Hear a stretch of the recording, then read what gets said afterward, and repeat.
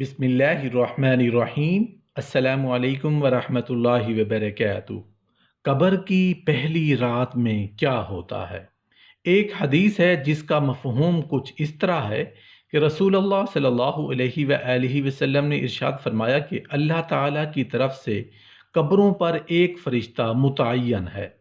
جب میت کو دفن کیا جاتا ہے تو وہ اس کی قبر کی مٹی ہموار کرتا ہے، اور لوگ واپس جانے کے لیے مڑتے ہیں تو قبر سے ایک مٹھی بھر مٹی لے کر لوگوں پر پھینک دیتا ہے اور کہتا ہے، اپنی دنیا کی طرف واپس چلے جاؤ اور اپنے مرنے والے کو بھول جاؤ۔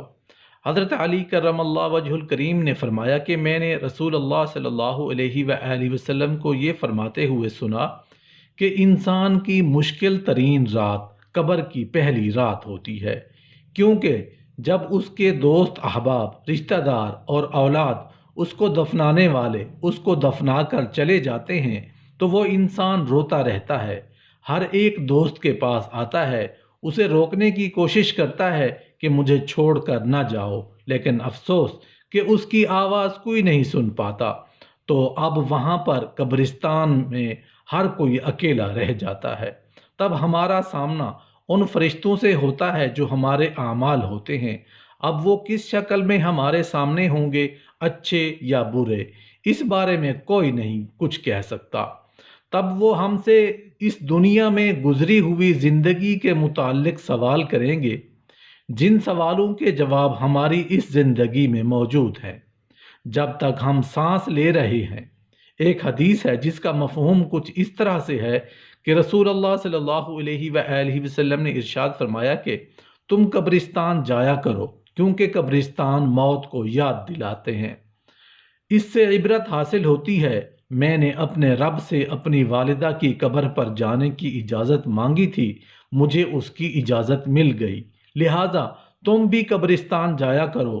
اس سے دنیا سے بے رغبتی پیدا ہوتی ہے اور آخرت یاد آتی ہے۔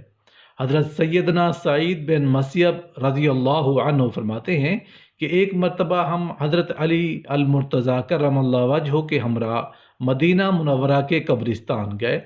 حضرت علی کرم اللہ وجہہ نے قبر والوں کو سلام کیا اور فرمایا، اے قبر والو، تم اپنی خبر بتاؤ گے یا ہم تمہیں بتائیں؟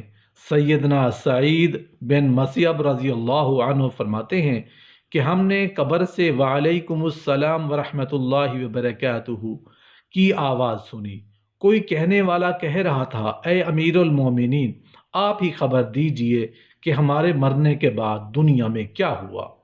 حضرت علی کرم اللہ وجہ الکریم نے فرمایا، سن لو، تمہارے مال تقسیم ہو گئے، تمہاری بیویوں نے دوسرے نکاح کر لیے، تمہاری اولاد یتیموں میں شامل ہو گئی، جس مکان کو تم نے بہت مضبوط بنایا تھا اس میں تمہارے دشمن آباد ہو گئے، اب تم اپنا حال سناؤ۔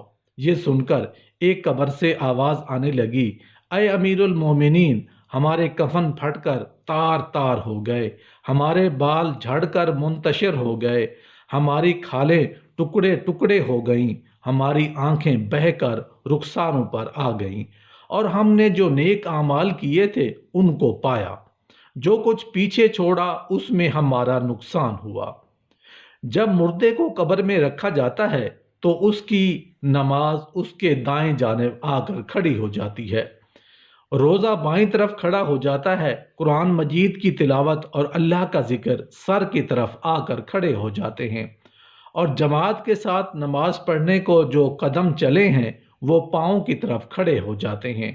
اس کا عذاب اس قبر میں اپنی گردن نکالتا ہے اور مردہ تک پہنچنا چاہتا ہے۔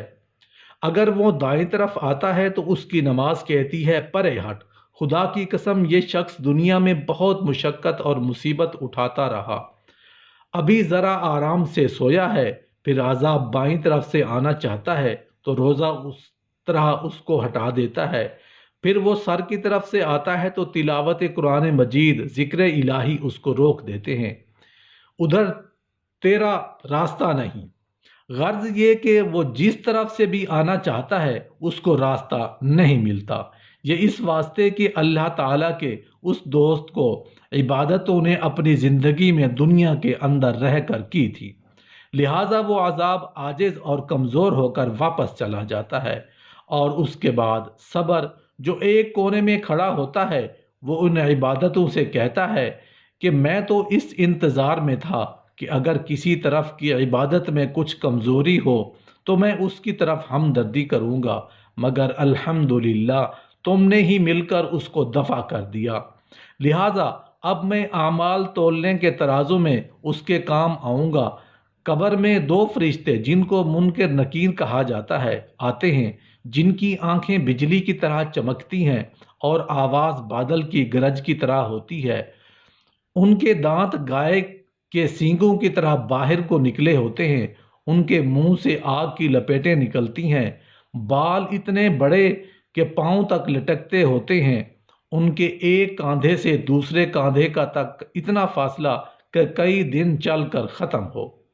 مہربانی اور نرمی ان کے پاس بھی نہیں گزرتی، لیکن سختی کا معاملہ مومنوں کے ساتھ نہیں کرتے، بلکہ پھر بھی ایسی ڈراؤنی شکل و صورت کی ہیبت ہی کیا کم ہے۔ ان دونوں کے ہاتھ ایک بہت بڑا لوہے کا ہتھوڑا ہوتا ہے کہ جس کو اگر تمام دنیا کے جن اور انسان مل کر اٹھانا چاہیں، اٹھانا تو درکنار اس کو ہلا بھی نہیں سکتے۔ وہ آ کر مردے سے کہتے ہیں بیٹھ جا، مردہ ایک دم اٹھ کر بیٹھ جاتا ہے اور کفن اس کے سر سے نیچے سرک جاتا ہے۔ وہ سوال کرتے ہیں تیرا رب کون ہے، تیرا دین کیا ہے، تیرا نبی کون ہے؟ اگر مردہ نیک ہوتا ہے تو کہتا ہے میرا رب اللہ ہے جو وحدہ لا شریک ہے، میرا دین اسلام ہے، میرے نبی حضرت محمد صلی اللہ علیہ وآلہ وسلم ہے۔ یہ سن کر وہ دونوں کہتے ہیں تو نے سچ کہا، تو اس کی قبر کی دیواروں کو سب طرف سے ہٹا دیا جاتا ہے، جس سے وہ چاروں طرف سے بہت وسیع ہو جاتی ہے۔ اس کے بعد فرشتے کہتے ہیں سر اٹھاؤ۔ مردہ جب اوپر کو سر اٹھاتا ہے تو اس کو ایک دروازہ نظر آتا ہے جس میں جنت نظر آتی ہے، اور وہ کہتے ہیں اللہ کے دوست وہ جگہ تیری رہنے کی ہے، اس وجہ سے کہ تم نے اللہ تعالیٰ کی اطاعت اور فرما برداری کی ہے۔ حدیث پاک میں آتا ہے جس کا مفہوم کچھ اس طرح سے ہے کہ رسول اللہ صلی اللہ علیہ وآلہ وسلم نے ارشاد فرمایا کہ قسم ہے اس ذات پاک کی جس کے قبضہ میں میری جان ہے کہ مردہ کو اس وقت ایسی خوشی ہوتی ہے جو کبھی ختم نہیں ہوگی۔ اس کے بعد وہ فرشتے کہتے ہیں کہ اپنے پاؤں کی طرف دیکھ، جب وہ دیکھتا ہے تو وہ دوزخ کا دروازہ نظر آتا ہے جس سے دوزخ کا حال نظر آتا ہے۔ وہ فرشتے کہتے ہیں کہ اے ولی اللہ تو نے اس دروازے سے نجات پا لی۔ اس وقت بھی بندے کو اس قدر خوشی ہوتی ہے جو کبھی ختم نہیں ہوگی۔ اس کے بعد اس کی قبر میں 70 دروازے جنت کے کھل جاتے ہیں جن سے وہاں کی ٹھنڈی ہوا اور خوشبوئیں آتی رہتی ہیں، اور قیامت تک وہ انہی بہاروں میں رہے گا۔ کیسی خوش نصیبی ہوگی وہ روح جس کے ساتھ اللہ تعالیٰ اپنی مہربانی اور رحم و کرم کا سلوک فرمائے گا۔ جب نافرمانی کرنے والا قبر میں رکھا جاتا ہے تو قبر اس میں اتنی تنگ ہو جاتی ہے کہ اس کی پسلیاں دوسری طرف کی پسلیوں میں گھس جاتی ہیں، اس پر کالے سانپ مسلط کر دیے جاتے ہیں، اس کی ناک اور پاؤں سے کاٹنا شروع کرتے ہیں، یہاں تک کہ درمیان میں دونوں طرف کے سانپ آ کر مل جاتے ہیں۔ پھر اس کے پاس دو فرشتے جن کا نام منکر نکیر ہے قبر میں آتے ہیں، وہ آ کر پوچھتے ہیں تیرا رب کون ہے، تیرا دین کیا ہے، تیرا نبی کون ہے؟ وہ ان کے ہر سوال میں جواب دیتا ہے کہ میں کچھ نہیں جانتا۔ اس کے اس قدر زور سے مارتے ہیں کہ اس گرز کی چنگاریاں قبر میں پھیل جاتی ہیں۔ اس کے بعد اس کو کہتے ہیں کہ اوپر دیکھ۔ وہ اوپر کی طرف دیکھتا ہے تو جنت کی باغ و بہار وہاں نظر آتی ہے۔